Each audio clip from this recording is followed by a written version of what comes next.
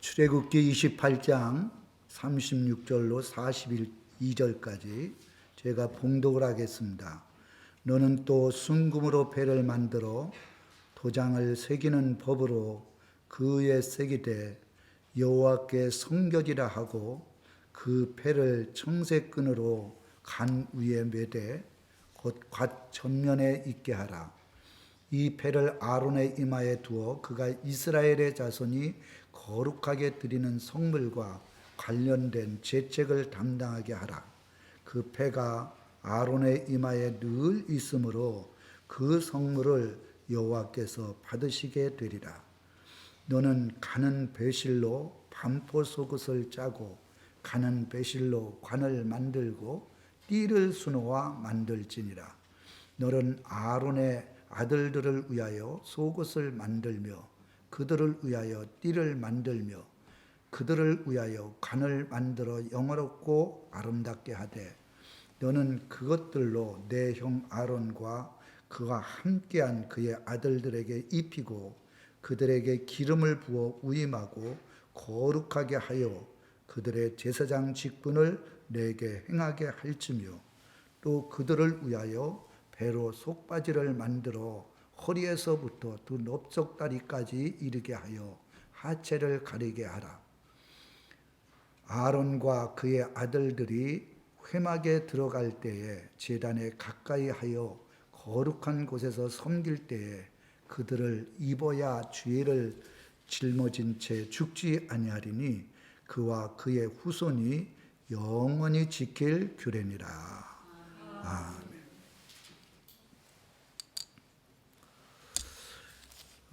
이 구약의 말씀은 이스라엘의 역사입니다. 이스라엘의 역사. 그러니까 구약 성경을 잘 영적으로 읽고 깨달으면 하나님의 백성들이 어떻게 지금까지 이루어져 왔는가 그 역사에 대해서 잘 알 수가 있습니다. 이스라엘의 역사는 바로 교회의 역사라 그래도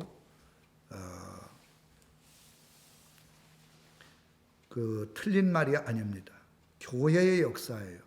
이스라엘 백성들은 하나님의 백성이기 때문에 광야에서 생활을 할 때 성막을 만들으라 그랬어요. 하나님이 너에게 보여준 그대로 성막을 만들어서 나에게 제사를 드려라. 그리고 솔로몬 시대 때에는 성전을 만들라 그랬어요. 그래서 솔로몬 성전을 만들었어요. 거기에는 어마어마한 물질과 금과 은, 정금, 폐물이 들어갔거든요. 그래서 솔로몬 성전을 통해서 하나님을 만나고 죄를 지은 하나님의 백성들이 죄사함을 받게 하는 그런 제사를 지내게 했어요. 그리고 신약에 와서는 예루살렘 성전, 그 예루살렘 성전을 통해서 예수님이 오시기 전에 제사를 드리고 그리고 하나님 앞에 영광된 예배를 드리게 했어요. 한마디로 성전과 그리고 성막과 그리고 이 이스라엘 백성들의 모든 삶의 역사는 예배라 그래도 과언이 아니에요. 그 성전을 짓고 성막을 짓는 그 대표적인 게 하나님 앞에 예배를 드리는 거예요. 제사를 드리는 거예요. 그런데 이 제사 중에, 이 예배 중에 가장 중요한 역할을 감당했던 사람이 제사장, 대제사장이거든. 구약의 제사장이나 대제사장 같은 사람은 지금 주의 종이나 마찬가지거든요. 이 마지막 때에도 계시록에 보면 주의 종들을 어떤 사람을 만나느냐 그거에 따라서 그 인생이 달라질 수 있다는 거예요. 그러니까 주의 종들이 교회를 잘 섬기고 이끌면 하나님께서 기뻐하시고 그게 모든 성도들이 복을 받을 수 있도록 은혜를 주신다는 거예요. 그래서 오늘 여기 쭉 성경을 읽어보면 하나님께서 대제사장, 제사장을 세우시고 그들에게 옷을 만들어 입히고 그리고 그들에게 어떻게 하나님 앞에서 행할 것인가, 백성들한테 어떻게 행할 것인가 이거에 대해서 잘 설명해 주는 게 28장, 29장입니다. 오늘의 설교 제목은 제사장의 모습으로 본 예수님. 이 제사장에 대해서 우리가 안다 그래서 구약에 지금 제사장은 없잖아요. 그러니까 제사장의 모습으로 본 예수님, 예수님을 바로 깨닫기 위해서는 이 제사장을 잘 영적으로 깨달아야 된다. 그렇게 말할 수가 있어요. 그 첫 번째가 여기 한번 보세요. 36절에 보면 너는 또 순금으로 패를 만들어 도장을 새기는 법으로 그 위에 새기되 여호와께 성결이라 하고. 첫째는 제사장의 이마에다가 금으로 만든 띠 같은 것을 만들어서 거기다 도장같이 새겨 놓으라는 거예요. 여호와께 성결. 그리고 항상 제사장의 직분을 감당을 할 때 이 띠, 머리에다가 여호와께 성결이라고 하는 이 띠를 가지고 여기 38절에 그려놨어요. 아론의 이마에 늘 있으므로 그 성물을 여호와께서 받으시게 되리라. 여기에 보면 그려놨어요. 그 패가 뭡니까? 바로 여호와께 성결이라는 거예요. 여호와께 성결. 이거는 영적으로 보면 예수님은 죄가 없는 거룩하시고 성결하신 분이다. 예수님의 예표거든요. 제사장은 하나님과 사람들 사이에 중보자의 역할을 감당하는 거예요. 백성들이 와서 하나님 앞에 제사를 드릴 수가 없어요. 반드시 제사장을 걸쳐서 하나님이 그렇게 명령한 거예요. 이 죄를 지을 때마다 양을 가지고 오고 염소를 가지고 오고 송아지를 가지고 올 때 반드시 제사장이 그 사람을 보고 그 짐승에게 머리에 손을 얹고 자기의 죄를 다 고백한 뒤에 그것을 누가 잡느냐? 제사장이 잡는 거예요. 그런데 그 대제사장의 머리에는 여호와께 성결이라 그것을 반드시 이마에 붙이고 그리고 직분을 감당해라.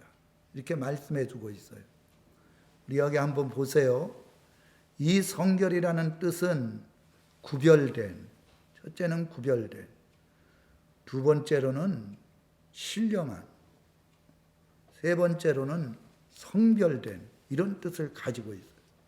대제사장이나 제사장은 반드시 하나님이 구별되어서 그 사람들을 세웠다는 거예요. 직분을 주었다는 거예요.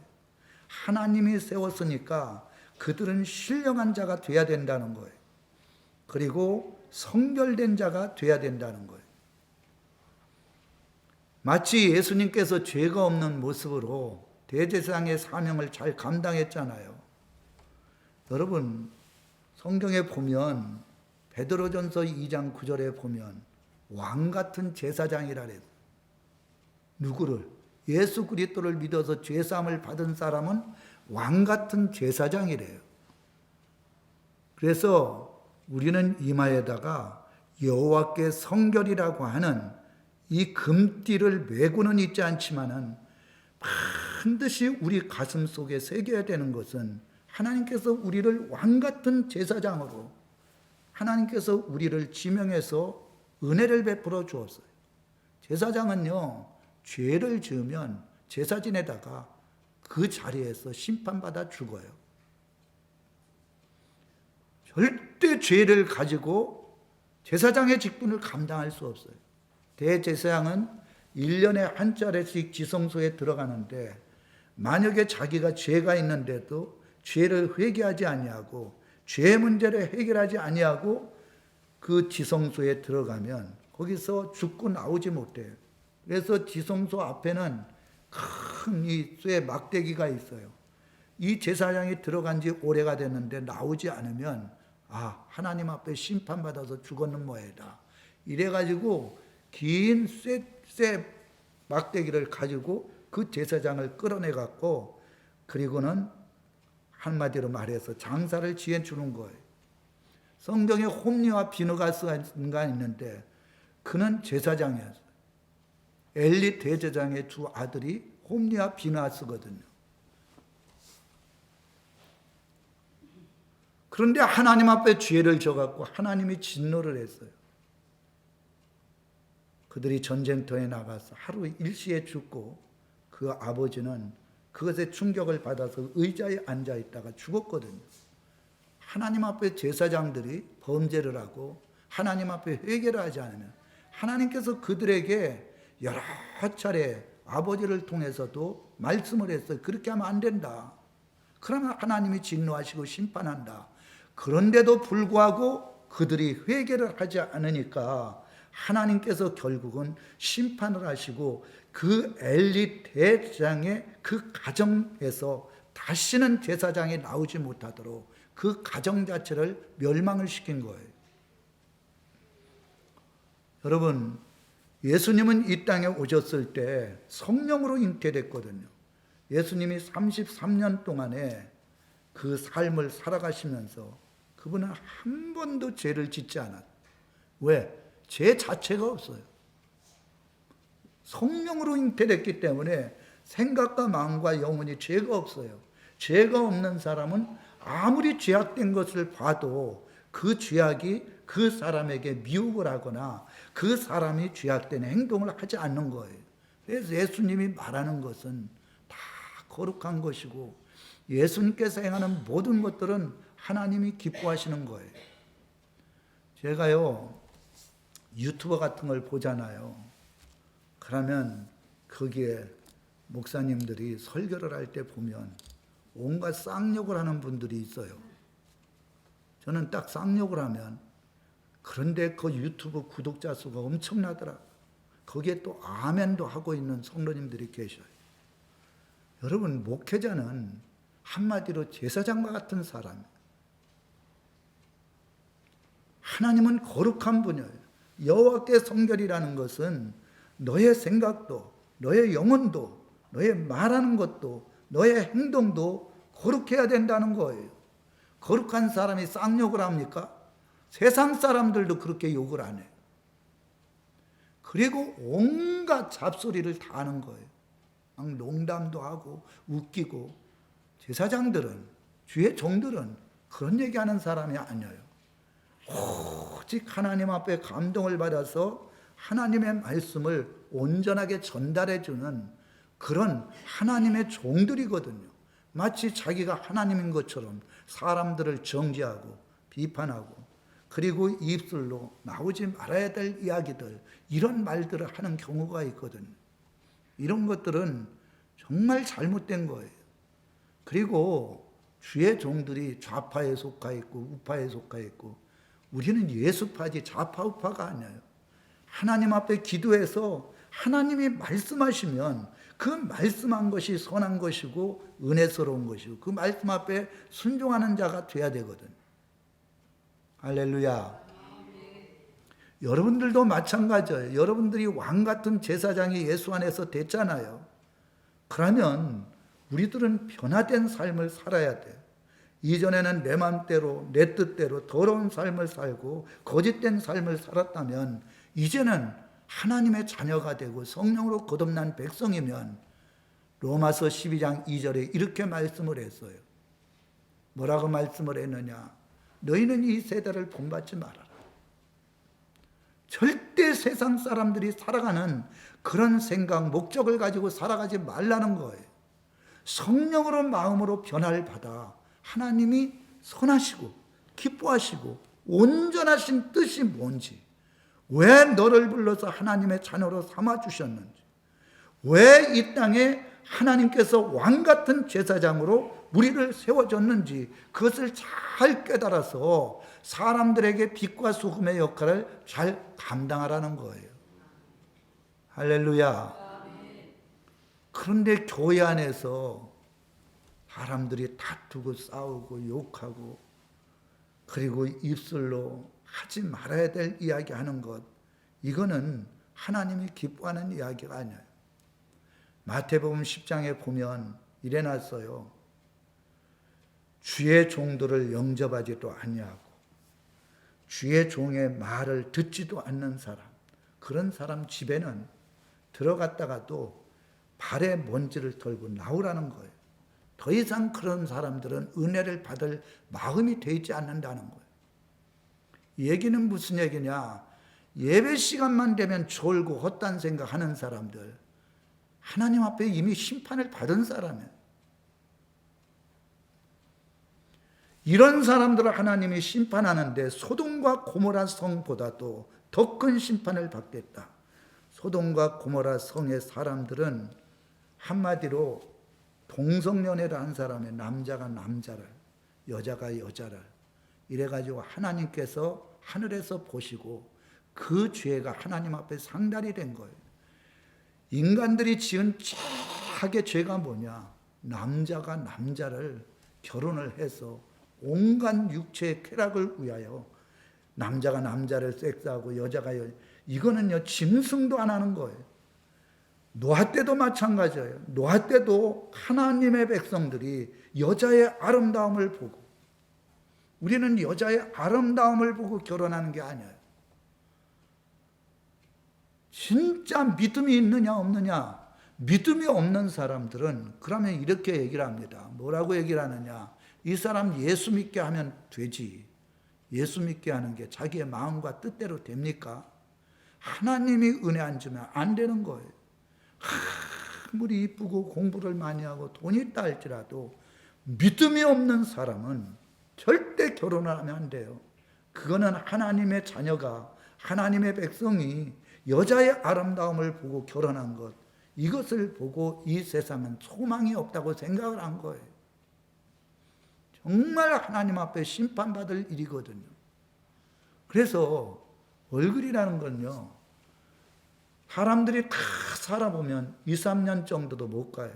왜 연예인들이 결혼했다가 이혼하는 이혼율이 그렇게 많습니까? 얼굴이 얼마나 예뻐요. 키도 크고. 그런데 오래 못 가고 결혼하는 사람, 심지어는 3번씩 이혼하는 사람들.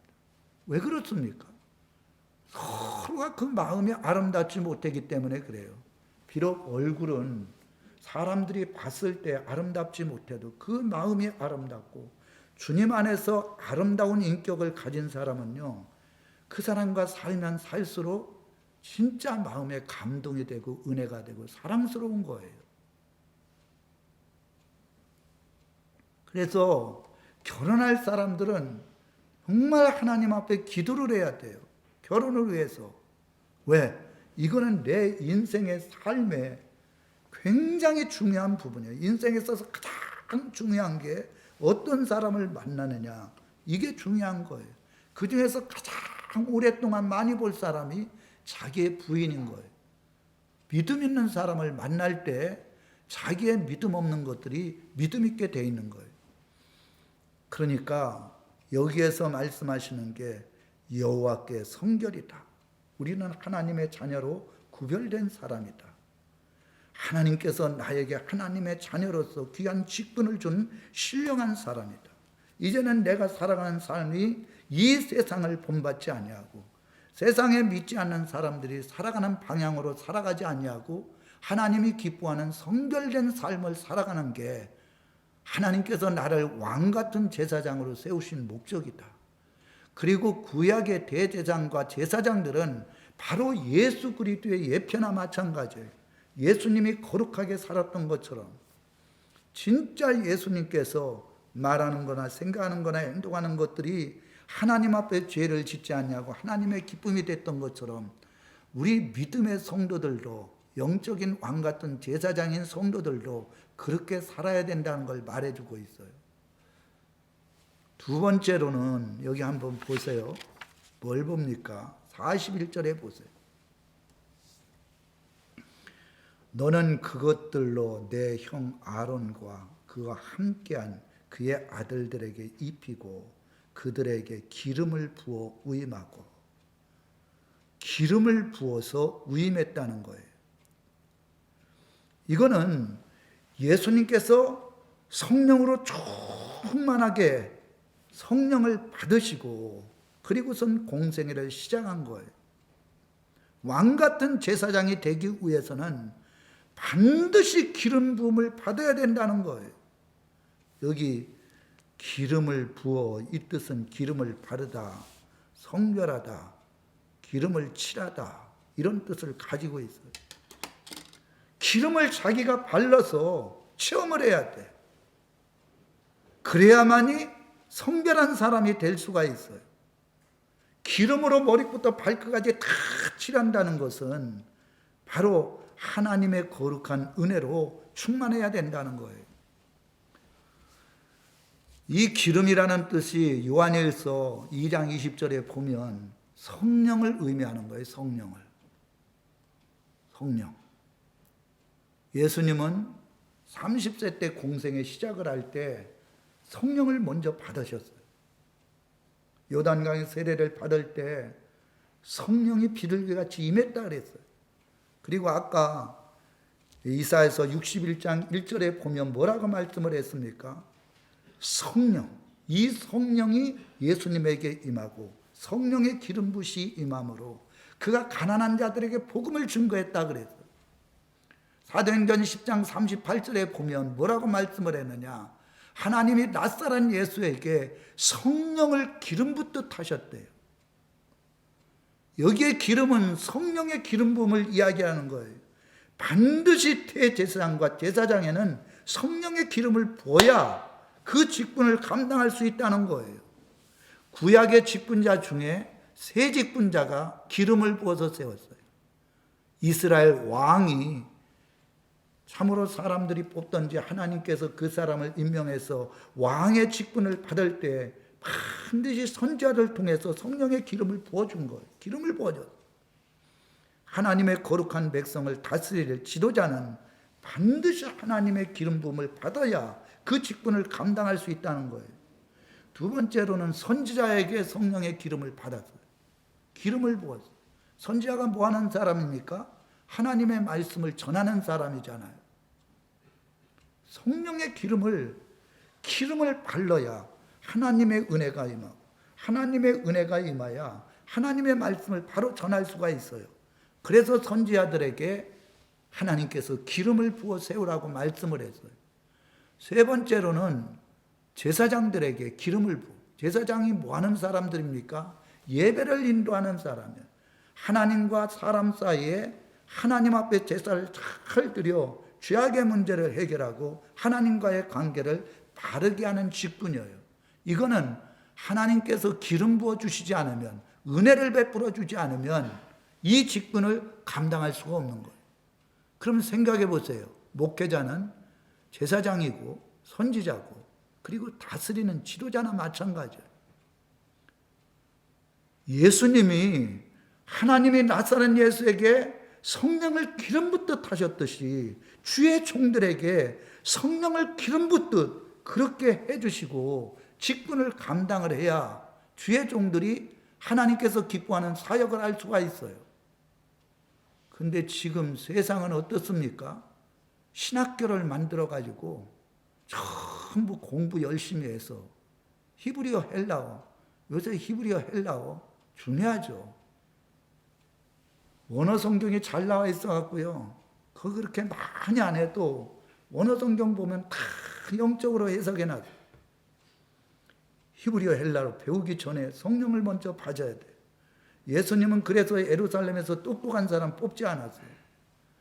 정말 단순한 사람들, 그 단순한 사람들을 뽑아서 12 제자로 삼은 거예요. 그리고는 그 제자들에게 성령을 받으라는 거예요. 예수님께서 성령을 받으라고 부활하시고 나서 첫 얘기가 너희들 성령 받아라. 너희들이 실패한 이유는 성령을 못 받아서 그렇다. 그리고 40을 계시다가 승천하실 때도 하늘에 올라가시면서 내가 너희에게 보낼 성령 반드시 보내주겠다. 그러니까 너희들은 예루살렘을 떠나지 말고 성령을 받으라는 거예요. 성령을 받으라는 거는 기름 부음을 받으라는 거예요. 기름 부음을.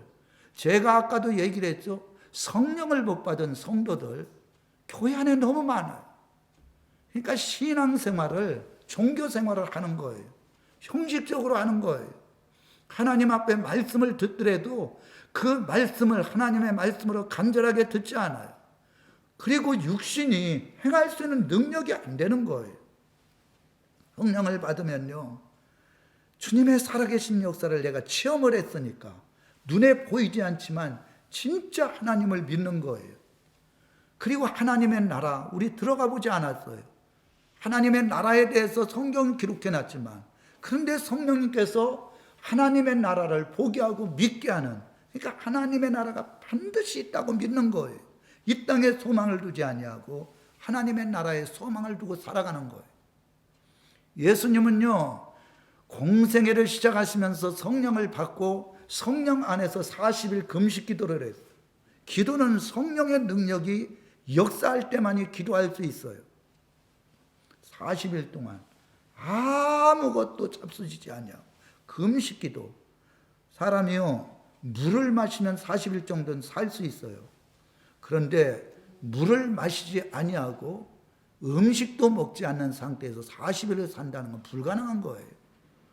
근데 성령의 인도함을 따라서 하나님 앞에 기도하니까 40일을 금식을 하셔도 전혀 피곤하지 않냐. 그때 마귀가 역사를 해도 마귀 사탄을 말씀으로 물리쳤거든요. 기도는 성령을 힘입은 사람만이 오랫동안 깊은 기도의 자리에 들어갈 수가 있어요. 예수님은 새벽마다 새벽 첫 시간을 주님 앞에 드렸어요. 요새 같으면요, 새벽 5시 되면 캄캄합니다. 7시 가까이까지 캄캄해. 날씨도 춥고. 근데 누가 새벽 예배를 드리느냐? 성령의 인도함을 받는 사람, 성령의 거룩한 은혜가 있는 사람, 이런 사람은 새벽 첫 시간, 새벽을 깨우고 첫 시간을 주님 앞에 드리는 믿음이 있는 거예요. 근데 교회들이 요새 새벽 예배 없어진 교회들이 많아졌어요. 수요예배 없어진 교회들이 많아졌어요. 주일 오후 예배도 없어져요. 마치 미국과 똑같아지고 있어요. 미국은요, 딱 주일 낮 예배 한 번 드립니다. 목사님이 설교 15번 하면 굉장히 지루하다고 얘기해요. 5분 설교하고 맞춰버려요. 지금 한국 교회가 그렇게 따라가고 있어요. 성도님들이 앉아서 무슨 짓 하고 있느냐? 설교 몇 분 하는지 시간 재고 있어요.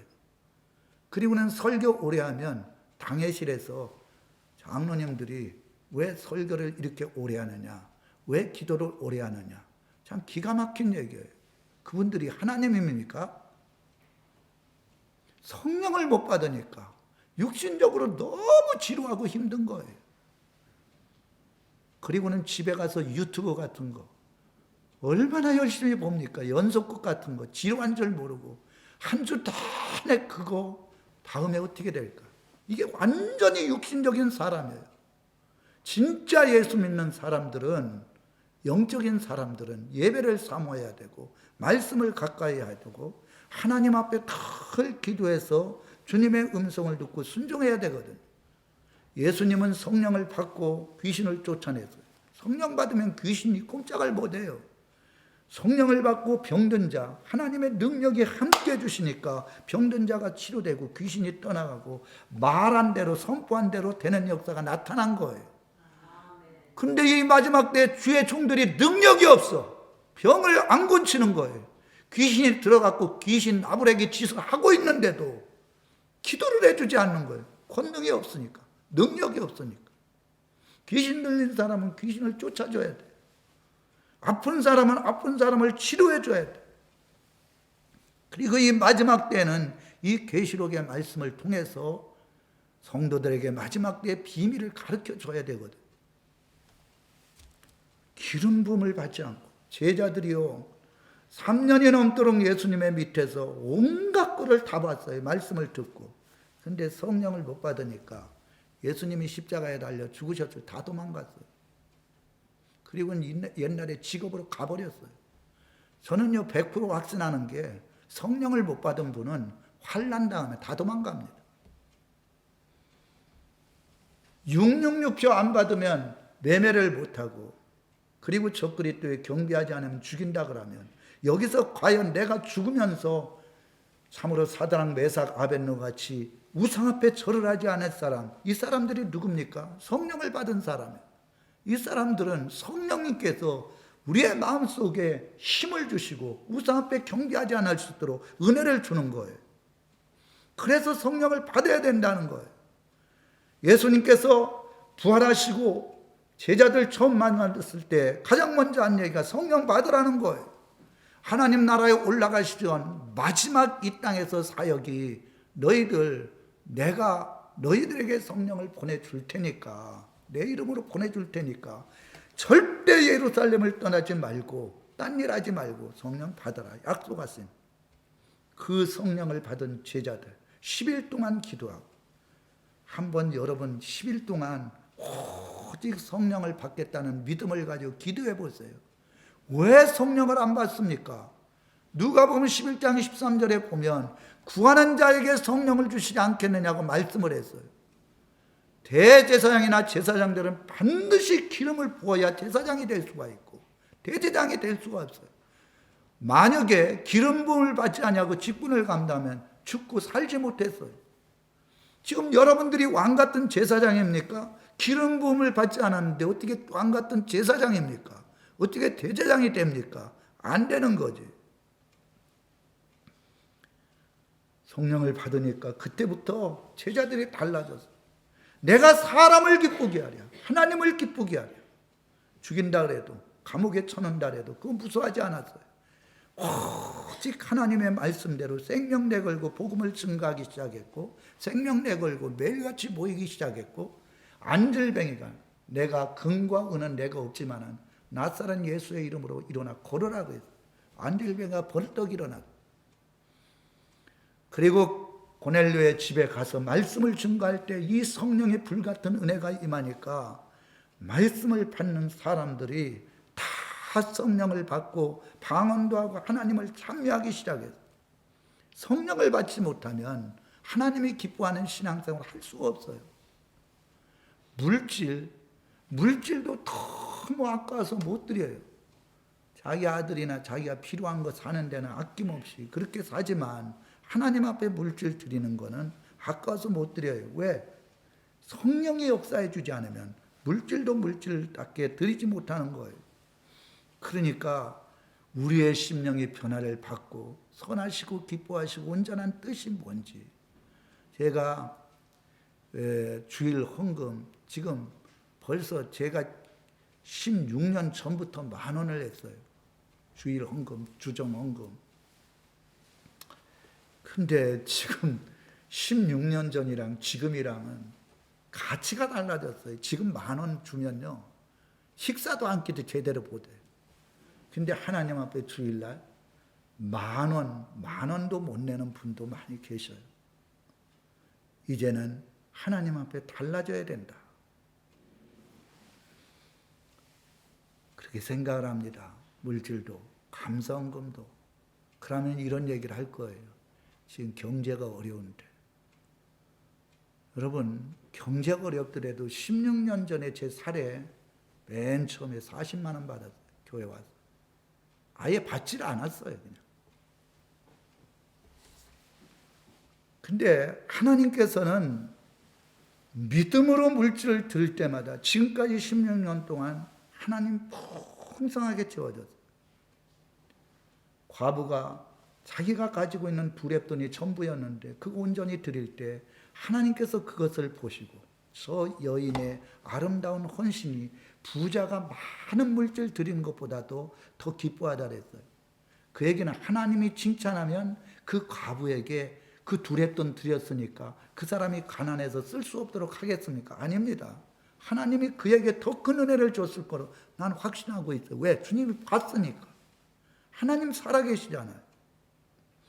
마리아가 하나님 앞에 향유옥합, 우리나라 돈으로 지금 3,000만 원 정도 되는 거예요. 그걸 갖다 머리에다 확 쏟아버렸어. 가룟 유다 눈이 돌아간 거지. 3,000만 원짜리를 의미도 없이 그냥 주님의 머리 위에다 확 쏟아버렸으니까 이 3,000만 원이나 되는 것을 팔아갖고 돈으로 많은 가난한 자들에게 주면 얼마나 많은 사람들이 힘을 얻겠습니까? 이랬는데 예수님께서 책망을 했어요. 저 여인은 나를 바로 알고 내가 십자가에 달려 죽을 때를 위하여 기름을 부어서 나의 영광을 위해서 드린 것이다. 저 여인이 한 일에 대해서 복음이 증거되는 것마다 전하라 그랬어요. 물질에 인색하고 주님 앞에, 주님은 복의 근원이셔요. 모든 복의 근원이 하나님이거든요. 제가 종종 이런 얘기를 합니다. 무슨 얘기를 하냐? 이스라엘 나라는요, 11조도 드리지만 10분의 1을 반드시 구제헌금으로 드려요. 그러니까 1,000원 타면 800원 가지고 생활을 해요. 그러니까 1,000원 가지고 생활을 해도 모질라는데 그 돈은 11조 드리고, 그리고 구제헌금 드리면 800원 가지고 생활하잖아요. 근데 세상에서 가장 부유한 사람들이 유대인이거든요. 지금 미국이 가장 강대국이잖아요. 미국의 모든 재물의 30%가 유대인들이에요. 왜 그럴까요? 하나님 아버지 뜻대로 물질을 사용하니까 11조를 드리고, 정말 어려운 사람들을 위하여 10분의 1을 드리고, 그러니까 하나님이 그들에게 복을 주는 거예요. 이거는 세상에 나타난 확실한 하나님의 살아계신 역사예요. 저 인도에 가보면, 인도는요 70%가 거지입니다. 먹고 살기가 힘든 거예요. 굶어 죽는 사람 많아요. 인원이 중국보다도 더 많아요. 근데 진짜 예수 그리스도를 믿는 그 한 부족이 있는데, 거기는 인도에서 가장 잘 사는 동네고 가장 물질적으로 복을 받는 동네라는 거예요. 11조를 드리니까, 구제헌금을 드리니까. 이미 그런 간증을 들을 때마다 정말 하나님께서 살아계시구나, 이렇게 생각을 하거든요. 기름을 부어 위임을 하라 그랬어요. 기름을 부어. 성령을 반드시 받아야, 성령의 기름 부음을 받아야 대제사장의 직분을 감당할 수 있고 제사장의 직분을 감당할 수 있고, 예수님도 성령을 받지 않고는 사역을 감당하지 않으셨어요. 비를 같은 성령을 받고 그때부터 선한 일을 행하시고, 그때부터 복음을 증거하시고 하나님의 능력을 나타냈거든요. 제가 가장 눈물을 흘리면서 안타까워하는 부분이 뭐냐 하면, 제가 거제에 있을 때 그 교회에서는 진짜 교회 성도들이 70% 가까이 다 성령을 받았어요. 정말 뜨겁거든요. 새벽에 그 앞자리에 서로 앉으려고 4시부터 나와가지고 줄 서서 있다가 문 열면 들어오고 그랬어요. 그리고 새벽 예배가 30명 이상씩 모였어요. 예? 자, 그리고 기도하면 막 천지가 진동하는 것처럼 그렇게 기도했어요. 저는 그때를 참 생각해 봐요. 그때가 제 전성기였구나. 근데 우리 교회에 16년이 됐어요. 우리 교회에 기도하는 모습, 새벽에 나오는, 성령을 못 받으니까 사람들이 변화가 없어요. 생명이 없는데 아무리 먹으면 뭐예요? 헛방으로 먹는 거예요. 어린아이는 반드시 성장하게 돼 있어요. 16년이 됐어요. 16년이 됐으면 이제는 고등학생이 돼야 되고 이제 장성한 사람이 된 거예요. 근데 16년 전이나 똑같이 어린아이는, 이건 생명이 없기 때문에 그런 거예요. 생명이 없는 사람들에게 아무리 말을 해봤자 그건 들을 수가 없는 거예요. 성령을 받으면요 하루하루가 달라져요. 삶이 달라져요. 그래서 제가 강제장에서 가장 많이 눈물을 흘리고 기도하는 게 뭐냐, 성령의 기름 부으심이 임할 수 있도록. 성령의 기름 부으심이 하지 않으면 절대 그 영혼은 성령으로 거듭나지 않으면 하나님의 나라를 볼 수도 없고 들어갈 수도 없대요. 이 말씀을 얘기하는데도 별로 무서워하지도 않아. 지옥에 가면 어때? 그거나 똑같은 거예요. 하나님의 호적의 기록이 안 되는 거예요. 예수 믿는 거, 예수 믿으면 다 하나님 나라의 생명의 책에 기록된다. 그것보다도 더 중요한 것은 출생이 돼야 되는 거예요. 출생신고는요, 출생이 돼갖고 그 아이가 살아있어야 되는데, 아이가 살아있지도 않냐고, 출생도 되지도 않았는데 갔다가 그 아이를 갖다가 호적신고한다. 잘못된 거예요. 그래서 예수님의 간절한 마지막 유언 같은 말씀이 성령 받으라는 거예요. 그리고 제자들이 실패한 이유는 성령을 받지 못했기 때문에 그들은 환난을 당할 때 다 그들의 신앙이 무너져 버렸고, 이 마지막 계시록에도 7명을 받은 자만이 14만 4천 명과 같이 마지막 때의 종말의 복음을 증거한다는 거예요. 7명 늦은 뒤에 성령을 받은 자만이 이 계시록의 말씀을 깨닫는다는 거예요. 그러니까 여러분, 예수님께서는 성령 안에서 기뻐하고, 이 보면 다 나와 있어요. 성령 안에서 말씀을 가르치고, 성령 안에서 전도하고, 성령 안에서 병든 자 고치고, 성령 안에서 예배드리고, 성령 안에서 하나님의 권세와 능력을 나타내서, 여러분들도 성령을 받으시기 바랍니다. 성령의 불을 받아야 돼. 제가 답답한 게, 불 받으면요, 지금 불에 타고 있는데 아 뜨거, 요렇게 하는 사람 어디 있어요? 난리 부릴 거야. 막 그럴 거 아닙니까? 성령을 받은 분들이 이거는 도대체 불이 붙었나, 아니면 찬물 갖다 끼얹었나, 찬송도. 불 받으면요, 저같이 막 열정이 있어요. 열정이. 제 나이를 늘 얘기를 하는데 저는 젊은 나이가 아니에요. 성령의 불이 임하니까 눈물이 나고, 영혼에 대한 긍휼함이 있고, 막 영혼들 보면 복음을 증가하지 않으면 안 되는 뜨거운 마음이 있고, 이 은혜를 받지 못한 사람 보면 너무너무 마음이 아파. 그래서 예수님도 기름 부음을 받고, 대제장이나 제사장들도 기름을 부어 위임했다는 이야기 꼭 여러분들이 기억하셔야 됩니다. 세 번째로는 여기에 보면 일어났어요. 38절에 보면 죄책을 담당하게 하라. 백성의 죄를 담당하게 하라는 거예요. 누가? 대제장과 제사장. 제사장이나 대제장이나 하는 일이 뭐냐? 중보자의 역할이에요. 양을 잡아서, 송아지를 잡아서, 때로는 염소를 잡고 비둘기를 잡아서 피를 흘리게 해서 그 피로 말미암아 백성이 지은 죄, 그것을 담당해서 죄를 지을 때마다 죄책을 담당하게 하는 직분이 바로 대제사장, 제사장의 직분이에요. 이것은 예수님께서 우리의 죄를 위해서 십자가에 달려 죽은 예수님을 말씀해 주고 있어요. 여기에 보면 죄책을 담당하게 하라, 여기 담당하게 하라, 이 뜻이 들어올리다, 운반하다, 용서하다, 이런 뜻을 가지고 있어요. 우리 안에 있는 죄악들을 다 끄집어내서 들어올리고, 그리고 이것을 갖다 멀리 던져서 기억하지 않게 하시고, 그리고 십자가의 보혈의 피로 다 용서해 주셨다는 거예요. 의인이신 주님이, 거룩하신 주님이 왜 십자가에 달려 죽으셨느냐? 저와 여러분 모든 인류의 죄악의 문제를 해결하기 위해서 그분이 양과 같이, 그분이 바로 송아지와 같이, 한마디로 말해서 대속물이 돼갖고 십자가에 달려 죽으신 거예요. 그러니까 우리는 그분 때문에 죄사함을 받아 하나님의 자녀가 된 거예요. 이건 돈으로도, 이거는 힘써도 되는 게 아니에요. 하나님의 은혜로 된 거예요.